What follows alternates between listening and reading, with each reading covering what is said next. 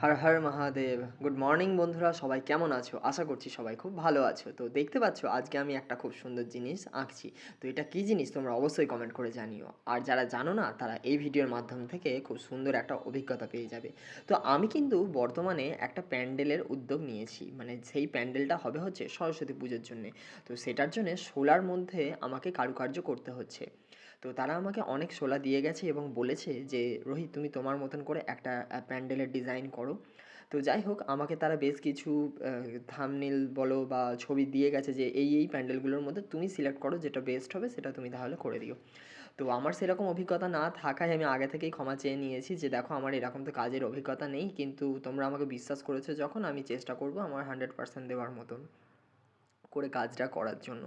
তো যাই হোক, এখন প্রশ্ন হচ্ছে যে এই জিনিসটাকে আমি কি করে কাটবো? আমি যখন এই কাজটা করছিলাম দেখলাম যে ছুরি দিয়ে এইরকম কাটতে গেলে অনেকটা সময় লেগে যাচ্ছে, মানে অনেকটা সময় লেগে যাচ্ছে, যেহেতু মার্কারে করে ফার্স্টে নিজের হাতে এঁকেছি, তারপরে একটা একটা করে কাটতে অনেকটা সময় লেগে যাচ্ছে। ওই জন্য আমি ফার্স্টে কী করলাম যে বাবার দোকান তো ইলেকট্রিকের দোকান, তো সেই জন্যে যেই তাতাল আছে যেগুলো ঝালাই দেওয়া হয়, ঝাল দেওয়া হয়, ঠিক আছে? তো সেই জন্যে আমি এই তাতালটাকে গরম করে নিয়ে এই শোলার মধ্যে থেকে কাটছিলাম।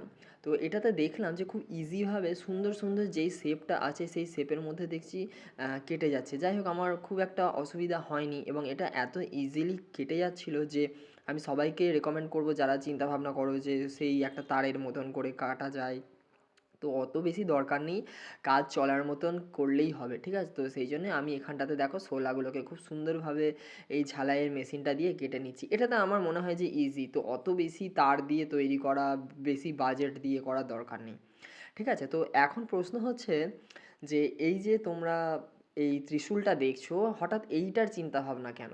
তো ত্রিশূলটা আমি দেখলাম, যেহেতু ত্রিশূল আমাদের সনাতনীদের দেবদেবীদের কাছে থাকে, এটা একটা অস্ত্র বলতে গেলে।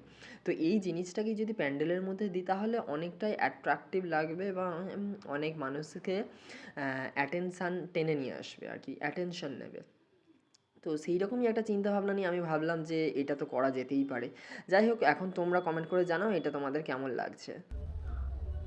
সো গাইজ, লাইফে ফার্স্ট টাইম আমি এরকম ত্রিভুজ এই কী যেন বলে ত্রিশূল বানালাম। তোমাদের যদি এটা ভালো লেগে থাকে অবশ্যই ভিডিওটাকে লাইক শেয়ার কমেন্ট করে পাশে থেকো, যাতে এরকম ভিডিও তোমাদের সাথে প্রতিনিয়ত ছেড়ে থাকতে পারি। ততক্ষণ তোমরা ভালো থাকো, সুস্থ থাকো, দেখা হচ্ছে পরের ভিডিওই। আজকের জন্য নমস্কার, টাটা, বাই বাই।